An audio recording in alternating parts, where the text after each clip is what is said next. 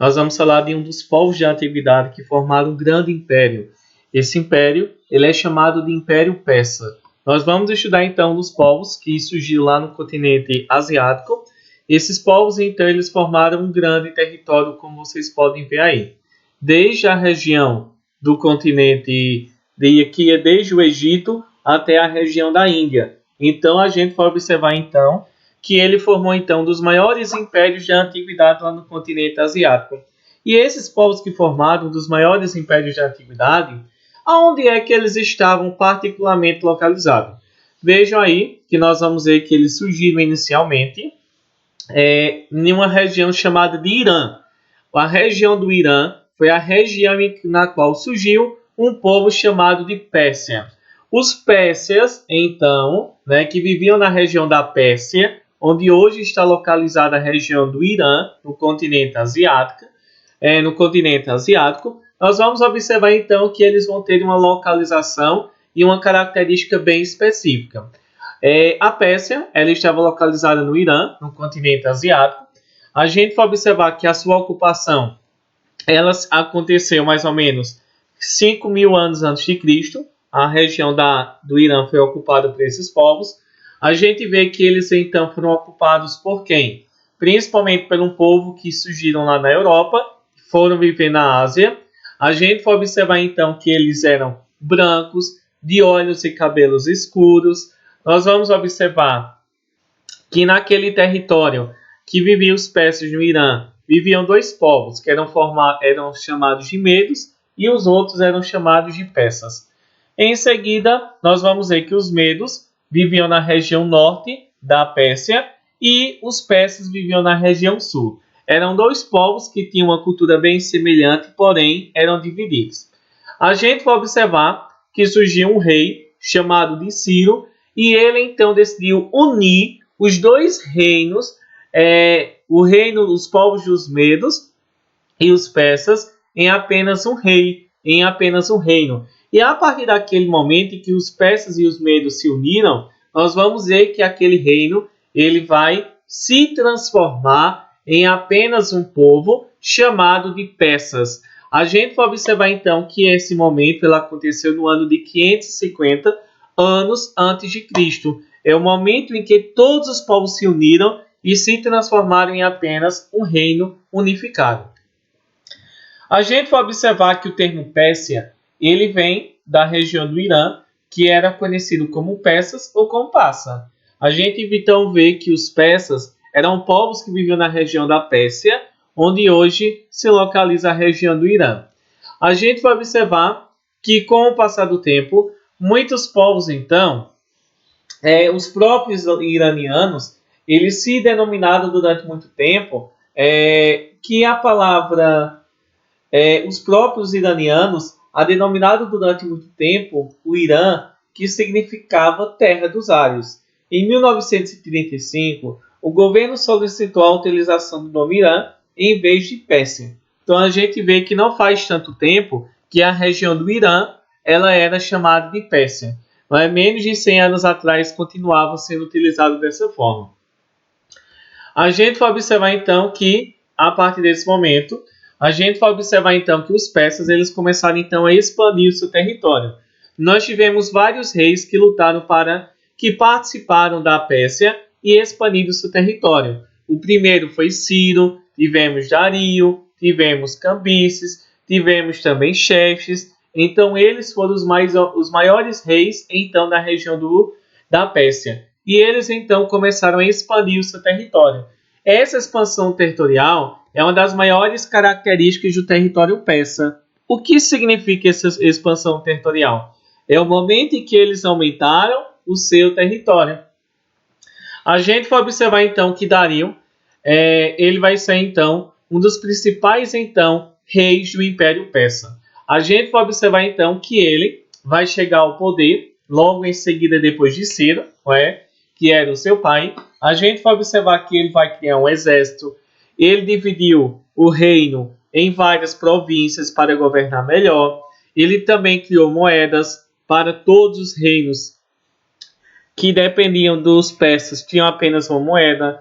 Nós vamos ver que ele também vai criar um sistema de correios para facilitar a comunicação das pessoas. E a gente vai observar então que Dario vai ser, sem dúvida, um dos maiores reis do Império Persa.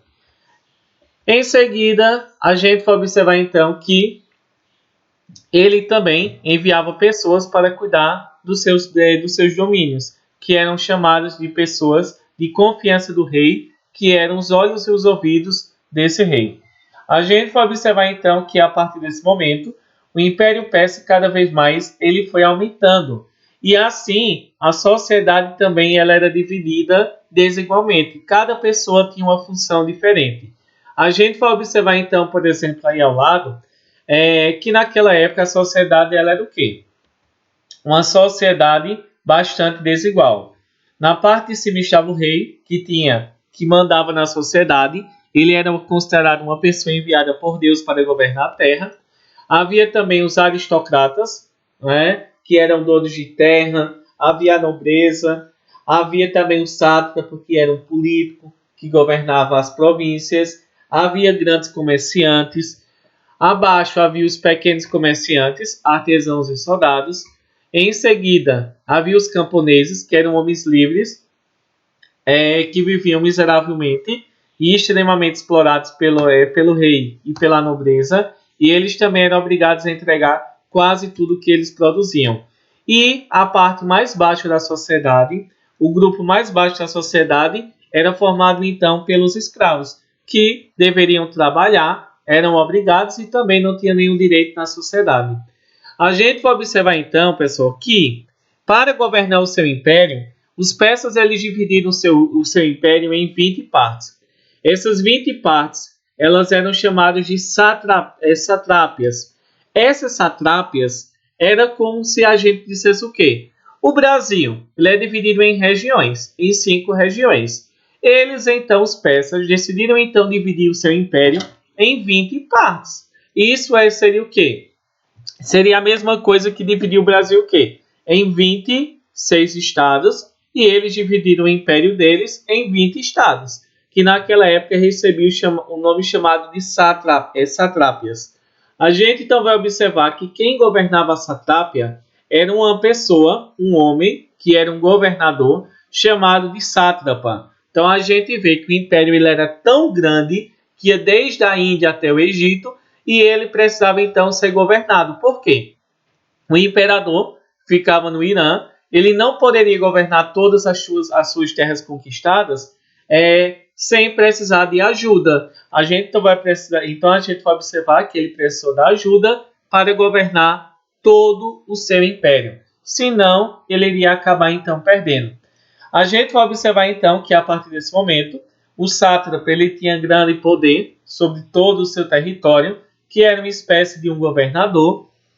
E agora nós vamos observar comércio e comunicação. A gente vai observar que a formação do império ela colaborou para a expansão do comércio como atividade importante.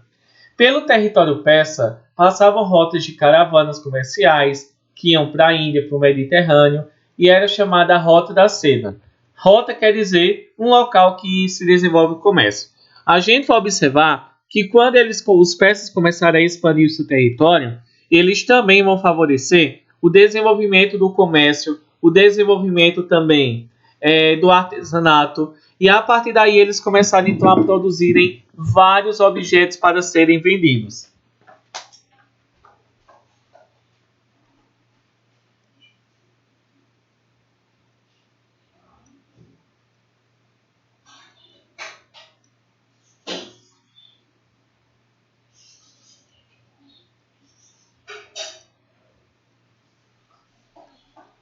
Se produziam vários objetos. Como, por exemplo, nós vamos ter aí que eles produziam tecidos de luxo, joias, mosaicos e tapetes que eram feitos à mão, e hoje ele vale até milhões de reais lá no território do Irã. São muito famosos e muito conhecidos. A gente pode observar então que a província, os territórios que pertencem aos persas, eles se comunicavam por meio de correios, de uma espécie de correios, e também por meio de estradas que eram bem aperfeiçoadas para aquela época. Não é? A gente vai observar então que o comércio e o artesanato era a principal fonte de riqueza para eles, não é? A gente vai observar então que eles também desenvolviam a agricultura e a pecuária, porém o comércio e o artesanato era a principal fonte de riqueza. A gente vai observar que, por eles não terem uma terra muito boa, eles precisavam utilizarem o sistema de irrigação, não é? Que vai ser levar a água de um lugar para outro, já que eles têm um solo muito árido, muito seco. A gente vai observar que, para facilitar o comércio, eles criaram uma moeda também. Essa moeda criada por eles, ela era chamada de dárico. Em seguida, a gente vai observar que eles começaram então a arrecadar ouro para estimular o comércio e principalmente o artesanato. A gente vê que o ouro era bastante utilizado por eles. E a gente vê então da seguinte forma: eles também tinham um grande exército. O exército persa ele era tão grande, de 100 a 200 mil homens, e eles eram chamados os imortais. Vejam aí o terror que eles realmente causavam, né?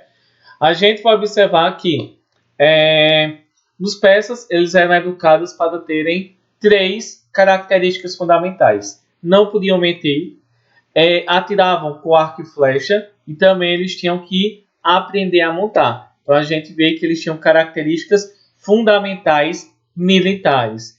E a cultura dos persas, como elas eram? A gente pode observar que os persas eles tinham uma cultura baseada então na escultura. A gente vê que eles também desenvolviam arquitetura, construção de palácios. A gente vê então que eles também tinham grandes jardins, certo, ao redor dos seus palácios.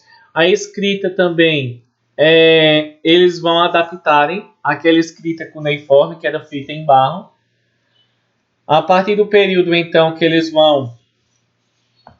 passaram a utilizar principalmente textos sagrados, documentos administrativos e também reais.